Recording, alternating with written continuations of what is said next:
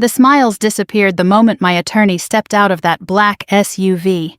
My daughter-in-law's mother froze with a suitcase still in her hand. My son stopped talking mid-sentence. And my daughter-in-law Ashley, who had spent the last hour treating my house like a free hotel, suddenly looked as though she wasn't quite sure where she belonged anymore. Nobody was smiling. That was the moment they learned something my son had never bothered to tell them. But to understand how we got there, I need to take you back to the beginning of that Saturday. My name is Lorraine Jackson. I'm 68 years old, a widow, a retired school secretary, and the mother of one son. For most of my life, being Marcus's mother was the role I was proudest of. I raised him in a modest neighborhood outside Atlanta. Nothing fancy. Just a quiet brick house with a front porch, a dogwood tree in the yard, and neighbors who still waved when they drove by. The house wasn't large, but it was ours. My husband David and I bought it when Marcus was 6 years old. After David passed away from a heart attack 22 years ago, that house became the center of my entire world. Every memory lived there. Every sacrifice. Every holiday dinner. Every school picture hanging in the hallway. Everything. Marcus was 23 when his father died. He was still trying to find his footing in life. Like many young men, he made mistakes. He switched careers twice, lost jobs, dated the wrong people, ran up credit card debt. I helped whenever I could. Not because he asked. Because mothers do that. At least mothers like me do. I worked longer than I planned to. Took extra hours. Skipped vacations. Made choices that nobody ever saw. I never complained. I considered it part of the job description. When Marcus married Ashley 3 years ago, I genuinely wanted things to work. She was pretty, confident, outgoing. The kind of woman who always seemed to know exactly what she wanted. At first, I thought that confidence might be good for Marcus. He had always struggled with indecision. Ashley never struggled with that. Unfortunately, she also never struggled with telling other people what they should do. Over time, I noticed changes. Marcus called less often. Holiday visits became shorter. Conversations felt rushed. Whenever we talked, Ashley somehow ended up speaking for him. I tried not to take it personally. Families change. Children grow up. Life moves forward. That's what I kept telling myself. Then came that Saturday. I was in the kitchen making chicken soup. Nothing special. Just enough for several meals. The weather forecast predicted rain all weekend. Soup seemed appropriate. Around noon, I heard tires in the driveway. I smiled. Marcus often stopped by unexpectedly. At least he used to. I dried my hands and walked toward the front door. Before I could open it, the door swung inward. Ashley entered first. Not Marcus. Ashley. Behind her came Marcus, then 2 people I recognized as Ashley's parents, then Ashley's younger sister, then 2 teenage boys, then more luggage than some families take on a cruise. For a moment I simply stared. Well, Ashley said brightly, this should be fun. I laughed nervously. I wasn't expecting company. Nobody laughed with me. The teenagers immediately headed upstairs. Ashley's father rolled 2 suitcases through my living room. Ashley herself walked directly into my kitchen and looked around. Then she asked the question that still echoes in my head. Can you cook? I blinked. Excuse me, she smiled. Can you cook for everybody we've all been traveling? Everybody. The word landed strangely. I looked toward Marcus. Surely he would explain. Instead, he smiled. That casual smile. The one that told me he assumed everything would work itself out. Mom, he said, they'll be staying here for a while. I thought I had misheard him. A while. Ashley sat her purse on my dining room table. Her mother was already opening cabinet doors. Her sister had started carrying bags upstairs. Nobody asked permission.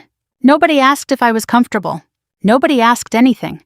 They simply acted as though a decision had already been made. How long is a while? I asked. Ashley shrugged. We're figuring things out. Her father nodded. Few months, maybe. Few months. The words hit me harder than I expected. This wasn't a visit. This wasn't an emergency overnight stay. This was an invasion disguised as family. I looked at Marcus. Did you discuss this with me? His expression changed slightly. Not guilt. More like irritation. Mom, they're family. So am I. Nobody answered. The silence told me everything. Ashley walked toward the staircase. We'll take the larger guest room. We'll take. Not may we use. Not would it be okay. We'll take. I suddenly felt like a stranger inside my own house. As the afternoon continued, the situation became worse. People selected rooms, moved belongings, discussed furniture arrangements. Ashley's mother suggested replacing my living room curtains. Ashley commented that the dining room looked outdated. Her father asked where I kept extra blankets. Not one person acted like a guest. They behaved like new owners inspecting a property they had acquired. I felt something I hadn't felt in years. Not anger. Not yet. Humiliation. The quiet kind. The kind older people know well. The kind that arrives when someone assumes your kindness means weakness. I walked into my study and closed the door. The room still contained David's old desk, his framed military photograph, his favorite reading chair. I sat down slowly. For several minutes, I simply stared out the window. Part of me wanted to yell. Part of me wanted to cry. Instead, I reached for my phone. There was one person I trusted completely. One person who knew every detail of my family's situation. One person David had trusted before he died. I dialed his number. He answered immediately. "Robert speaking." "It's Lorraine." A brief pause. Then his voice softened. "Lorraine, what's wrong?" I looked through the study window. Ashley's family was unloading more luggage. More boxes. More assumptions. I took a slow breath. "I think it's time for a conversation we hoped we'd never need." Robert was silent for several seconds. Then he said 6 words. "I'll be there in 30 minutes. I thanked him and hung up. When I returned to the living room, nobody noticed. Ashley was assigning sleeping arrangements. Marcus was helping carry bags. Her family was spreading through my home like roots through soil. I sat quietly in my favorite chair and waited. Exactly 30 minutes later, a black SUV turned into the driveway. The engine stopped. A tall man in a navy suit stepped out. The front door opened. And for the first time all afternoon, the room became completely silent. Nobody was smiling anymore. That was the moment everyone learned something Marcus had never bothered to tell them. The room went silent when Robert Henderson walked through my front door. At 72, Robert wasn't an intimidating man in the traditional sense. He wasn't particularly tall. He didn't raise his voice. He didn't carry himself like someone looking for a fight. But Robert had spent nearly 5 decades practicing estate law, and there was something about him that made people pay attention. Perhaps it was confidence. Or perhaps it was the simple fact that he never entered a room without knowing exactly why he was there. Ashley was the first to recover. She flashed a polite smile. "Can we help you?" Robert removed his glasses and looked around the room. Then he smiled warmly at me. "Good afternoon, Lorraine. Thank you for coming." "Of course." His eyes moved across the luggage, the open boxes, the family members scattered throughout my home. He seemed to understand the entire situation within seconds. Ashley crossed her arms. "Who is this?" Robert calmly placed a leather briefcase on my dining table. "My name is Robert Henderson." Nobody reacted. Then he added, "I'm Mrs. Jackson's attorney." That got their attention. Especially Marcus. His smile disappeared completely. "Attorney?" he asked. Robert nodded. "That's correct." Ashley laughed nervously. "Why would she need an attorney?" Robert looked at her kindly. "That's exactly what we're here to discuss." The atmosphere changed immediately. Not dramatic. Just different. Like a storm moving over a field. You couldn't always see it. But you could feel it. Marcus stepped forward. "Mom, what's going on?" I looked at my son. The boy I'd raised. The man I'd protected.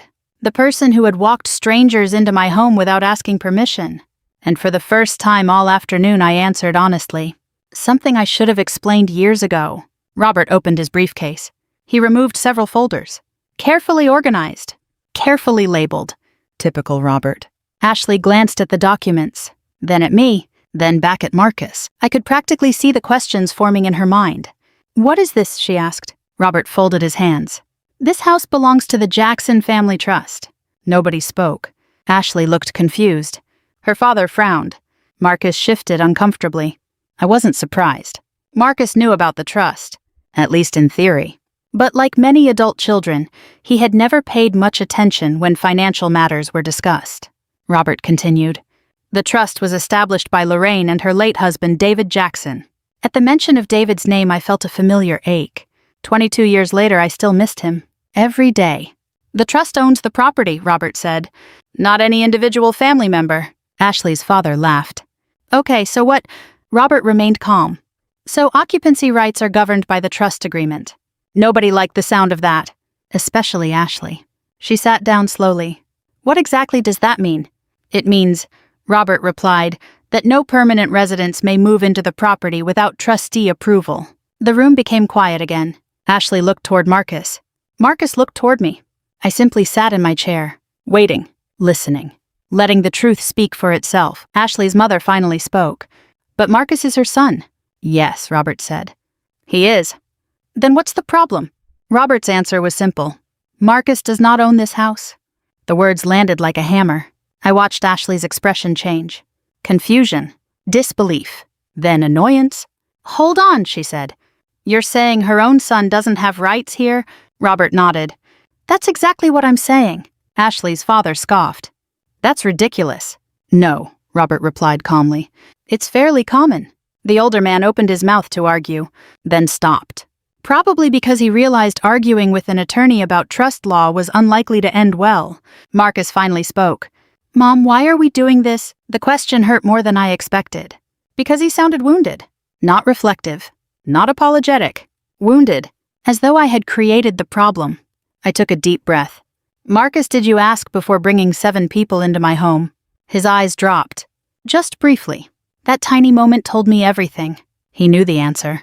He simply didn't like hearing it out loud. Ashley stepped in immediately. They're my family. I nodded. I understand that. They needed help. I understand that too. Then why are you making this difficult? The room became very still. I looked directly at her. For years I had avoided conflict. Avoided uncomfortable conversations. Avoided saying things that might upset people. But there comes a point in life when silence stops being kindness and starts becoming surrender. This isn't difficult, Ashley. She frowned. Then what is it? This is my home. Nobody spoke. Not even Marcus. I continued. Nobody asked if your family could stay. Nobody answered. Nobody called. Silence. Nobody even informed me. Ashley's cheeks flushed. Robert remained completely still, watching, listening, allowing the conversation to unfold. Ashley crossed her arms. We assumed, I interrupted gently. That's the problem. The words hung there. Simple. Unavoidable. True. Her father stood. Look, we're all family here. I almost smiled. That phrase always appears when people want something. Rarely before. Usually after. Robert glanced at his documents. Then spoke. The trust requires unauthorized occupants to vacate within 7 days. The room exploded. Not literally, but emotionally. Questions flew from every direction. What? 7 days. You're kicking us out. This is unbelievable. Marcus looked stunned. Ashley looked furious. Her mother looked offended. The teenagers looked terrified. Through it all, Robert remained calm. Finally, Marcus raised his voice. Mom. The room quieted. He stared at me. I could see hurt in his eyes. Confusion. Embarrassment. Anger. Maybe all 3. Why didn't you ever tell me? I thought about that. Really thought about it. Then I answered honestly. Because I never wanted money to become the reason people treated me well. Nobody expected that answer. Least of all Marcus. I continued quietly. Your father and I worked very hard. My voice softened. We built something so you would never have to worry. Marcus lowered his eyes. But I never wanted you measuring people by what they owned. For a moment, nobody spoke. Then Ashley broke the silence. This feels like control. I looked at her. No. I glanced around the room. At the luggage. The boxes. The occupied bedrooms. The strangers treating my home like a public resource. This is called a boundary. That ended the discussion. Not because everyone agreed. Because there was nothing left to say. The documents existed. The trust existed. Reality existed. And reality didn't care about anybody's assumptions. As the evening wore on, voices became quieter. Plans became uncertain. Smiles vanished completely. For the first time all day, people understood that consequences existed. But what nobody realized yet was that the trust documents were only the beginning. The real problem wasn't what Ashley's family had done. The real problem was what they had carefully chosen not to tell us. And before long, even Marcus would discover that for himself. The first 2 days after Robert's visit were some of the longest days I've ever lived through. Not because people were yelling. Actually, there was very little yelling. The silence was worse. Ashley stopped speaking to me unless absolutely necessary. Her parents spent most of their time upstairs. The teenagers stayed glued to their phones, and Marcus moved through the house looking like a man trapped between 2 worlds. One evening, 3 days after Robert delivered the trust documents, Marcus knocked on my bedroom door. I was reading in bed. A habit I'd kept since retirement. I looked up. Come in. He entered slowly. For a moment he reminded me of the nervous little boy who used to confess broken lamps and failed math tests. Except now he was 45 years old. And somehow that made it sadder. Can we talk? I set my book aside. Of course. Marcus sat in the chair near the window. For several seconds, neither of us spoke. Then he sighed heavily. You're really doing this? There it was. Not an apology. Not understanding. Just disappointment. I leaned back against the headboard. Doing what? Making Ashley's family leave. I nodded slowly. They moved themselves in. His jaw tightened. They needed help. So did I. That caught him off guard. What do you mean? I looked around my bedroom. At the framed photographs. At the quilt I'd sewn years ago. At the life I'd built. You never asked if I needed help. Marcus frowned. I don't understand. No, I said softly. You don't. The words weren't cruel. They were simply true. And sometimes truth hurts more because nobody raises their voice while saying it. Marcus rubbed his face. For the first time, he looked exhausted. Not angry. Exhausted.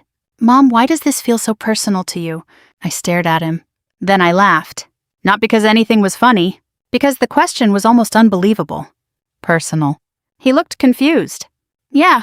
I shook my head. Marcus' 7 people walked into my home, claimed bedrooms, discussed replacing my curtains, and informed me they'd be staying for months. I paused.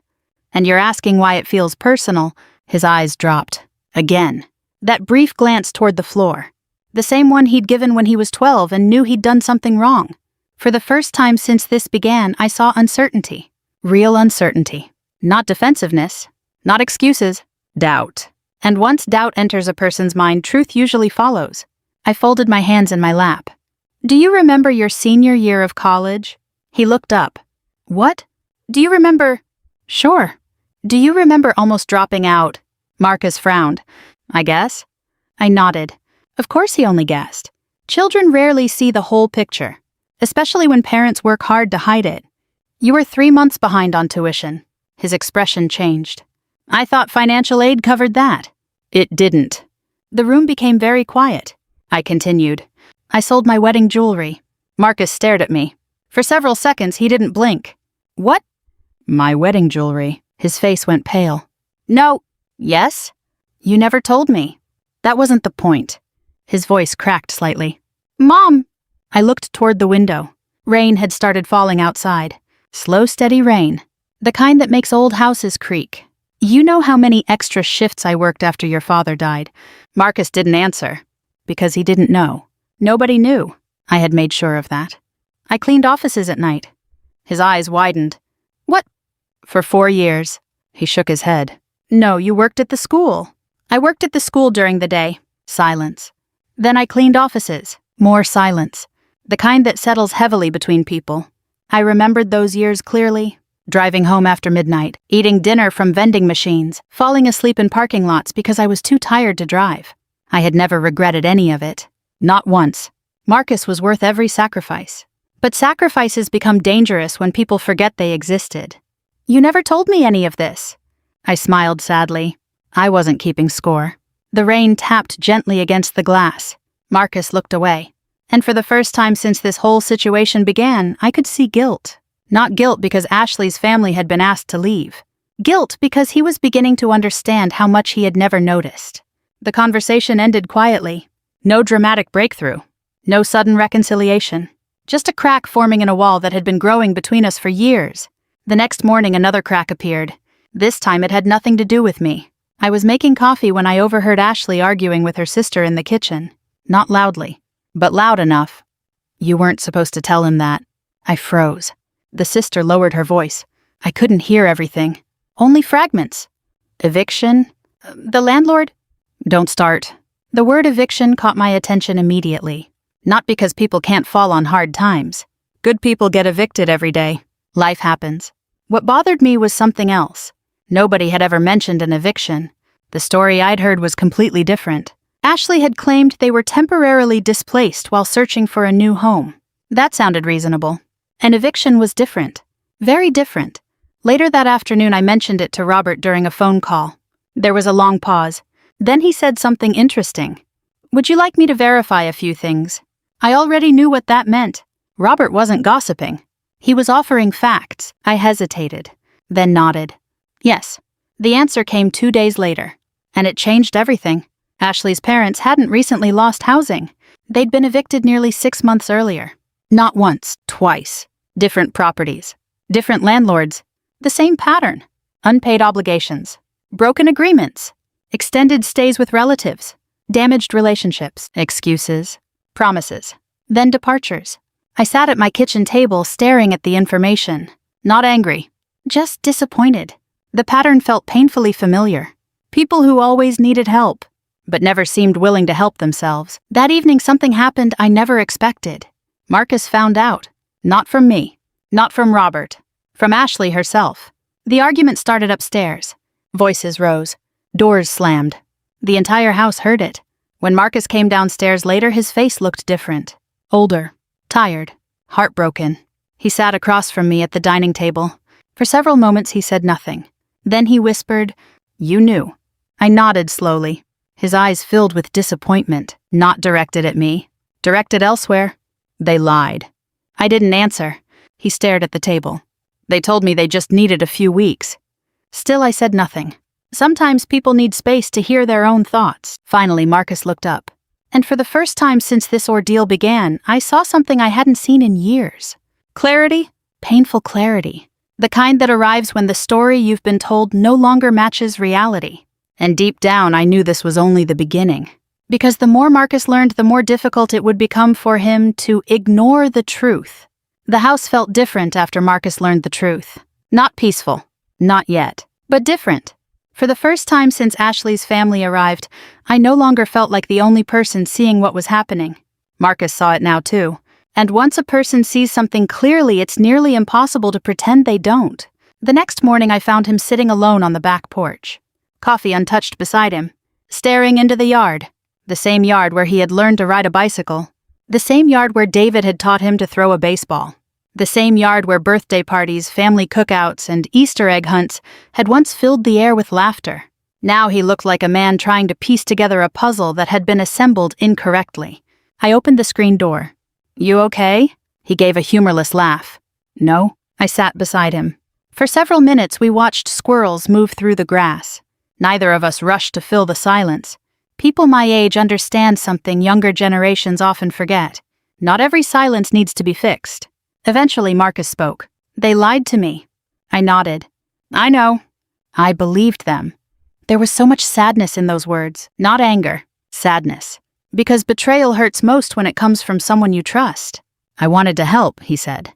"I know. I thought I was doing the right thing." I looked at my son. The little boy was still there somewhere, buried beneath middle-age responsibilities and mistakes, but still there. Wanting to help isn't a mistake. He looked at me. "Then why does it feel like one?" I smiled sadly. "Because helping without boundaries eventually becomes enabling." The words hung in the morning air. He didn't argue. That told me he was listening. Really listening.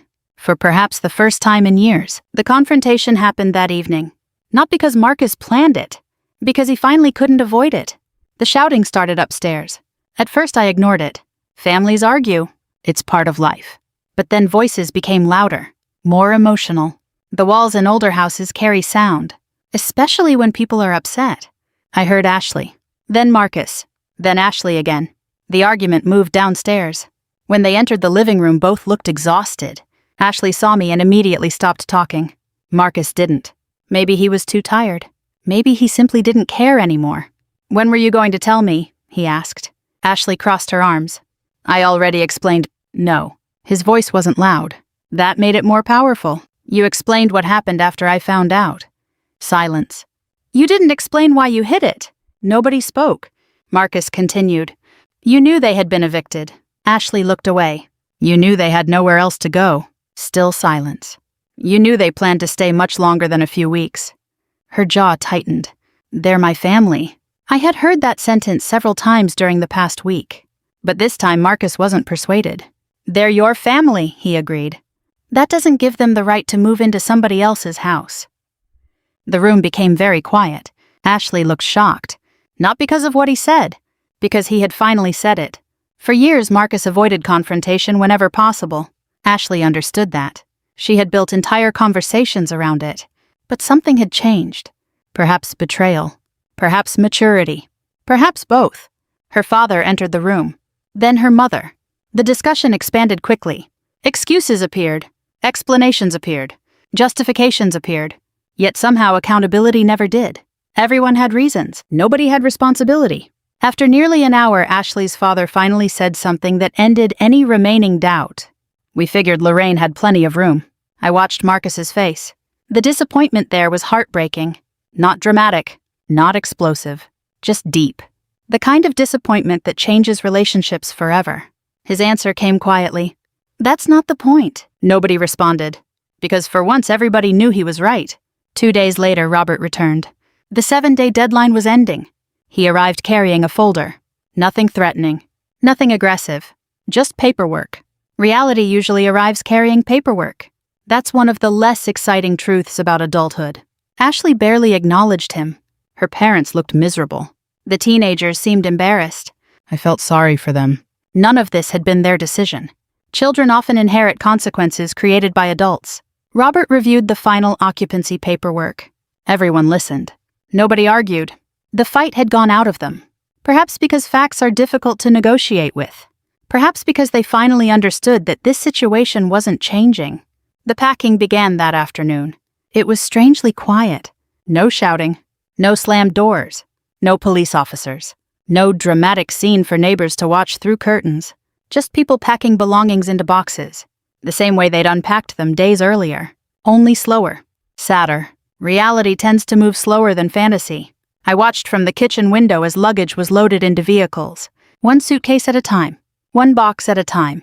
One consequence at a time. Ashley barely spoke to me. I wasn't surprised. People rarely thank you for enforcing boundaries. Even when those boundaries are reasonable. By sunset, most of the vehicles were loaded. The driveway looked crowded. Marcus stood near the garage. Ashley approached him. I couldn't hear every word. Only pieces. Fragments carried by the evening breeze. Then came a long silence. Long enough that I knew something important was happening. Finally, Ashley asked, "Are you coming?" Marcus looked toward the house. Toward the porch. Toward the place he'd called home for most of his life. Then he answered, "No." The word wasn't angry, just final. Ashley stared at him. For a moment I almost felt sorry for her. Almost. Then she nodded, slowly, sadly, and walked away. The vehicles left one by one.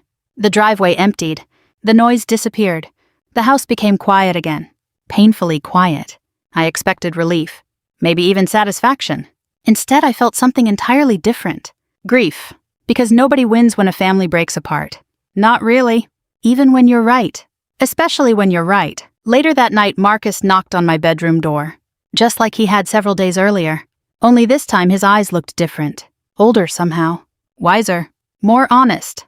I don't know what's going to happen next. Neither did I. The future rarely announces itself in advance. I smiled softly. You'll figure it out. He nodded, then looked around the room. At the photographs. At the memories. At the life his father and I had built. And for the first time in many years, I saw genuine appreciation in his eyes. Not for the house. For the sacrifices behind it. Outside the porch, light glowed against the darkness. Inside the guest room stood empty. And for the first time in over a week, my house felt like home again. The first few weeks after Ashley left were surprisingly quiet. Not uncomfortable quiet. Healing quiet. The kind of silence that arrives after a storm has finally moved on. Marcus stayed in one of the guest rooms for a while. Not because I asked him to. Not because he had nowhere else to go. But because neither of us was quite ready to pretend life had returned to normal. Some things take time. Trust takes time. Perspective takes time. And relationships, especially between parents and grown children, sometimes need room to breathe before they can begin again. We settled into a routine. Nothing dramatic. Nothing worthy of a television show. Just ordinary life. Coffee in the mornings. Conversations over dinner. The occasional trip to the grocery store. Small moments. The kind that often matter most. For the first few days, Marcus seemed lost. Not broken, just uncertain. Like someone who had been following a map for years, only to discover it had been drawn incorrectly. One evening, we sat on the back porch watching the sunset. The air was warm. Georgia summers have a way of settling over everything like a blanket. Not always comfortable, but familiar. Marcus stared out at the yard. You know what bothers me the most? I looked at him. What? He was quiet for a long moment. I kept thinking I was helping people. I nodded. You were. He frowned. Then why do I feel so foolish? I smiled gently. Because you weren't helping the way they needed. He considered that. What does that mean? I thought about David. My husband always had a way of explaining complicated things simply. Eventually, I said, "Real help solves problems." Marcus listened. "Enabling lets problems stay comfortable." He stared toward the trees, and I could almost see the pieces fitting together. Not all at once. Slowly. Like they often do later in life, weeks turned into months, Ashley called several times. At first, Marcus answered. Then less often. Then not at all. I never asked questions. His marriage was his business, not mine. Eventually, I learned through mutual friends that Ashley had moved in with relatives in another county. Her parents had done the same. No dramatic ending. No courtroom battle. No grand revenge. Just life. The kind of ending that happens every day across America. People make choices. Choices create consequences. And eventually everyone lives with both. Marcus started seeing a counselor. That surprised me. Men from his generation weren't always comfortable asking for help. But I admired him for it. Healing requires honesty. And honesty requires courage. One afternoon he returned from a counseling appointment carrying a small cardboard box. Found this in storage. He placed it on the kitchen table. I opened it carefully. Inside were old photographs, school projects, baseball trophies, birthday cards, tiny pieces of a life that had passed far too quickly.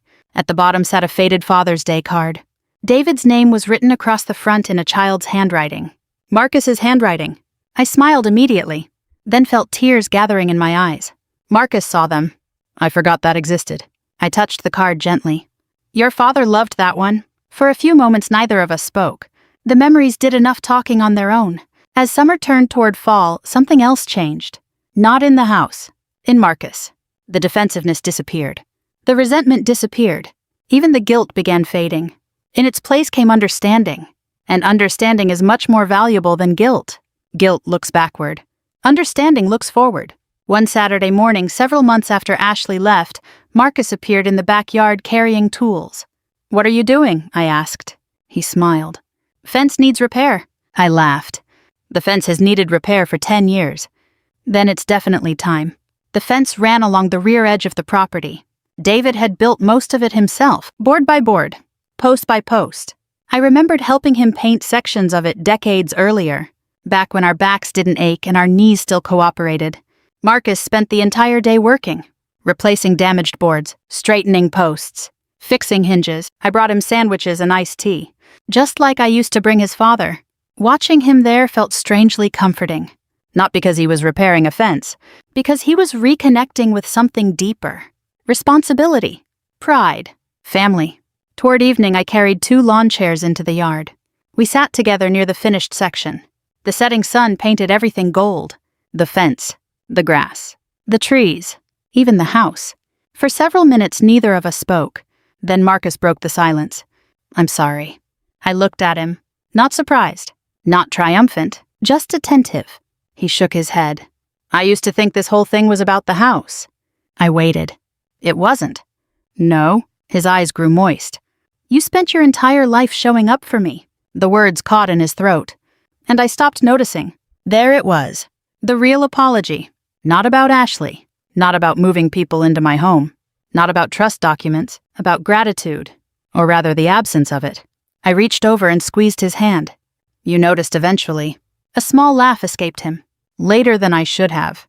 "Most important lessons arrive late." He smiled. "So that's normal." "Oh, absolutely." We both laughed. The kind of laugh that comes after surviving something difficult. Not because it was funny, because it was over. As darkness settled in the porch, light clicked on automatically. The same porch light David installed years ago. The same one that welcomed Marcus home after football games, first dates, college visits, and now middle age. Funny how certain things remain constant while everything else changes. Marcus and I sat there for a long time. No speeches. No dramatic reconciliation. No perfect ending. Just understanding. The kind earned through mistakes. The kind earned through time. And as I looked at my son sitting beside me, I realized something important. The house had never been the point. Not really. The point was respect, boundaries, gratitude, and remembering the people who quietly carried us when we were too young to understand the weight they were holding. If this story touched you, perhaps take a moment to think about someone who sacrificed for you long ago. Maybe a parent. Maybe a grandparent. Maybe someone who never asked for recognition.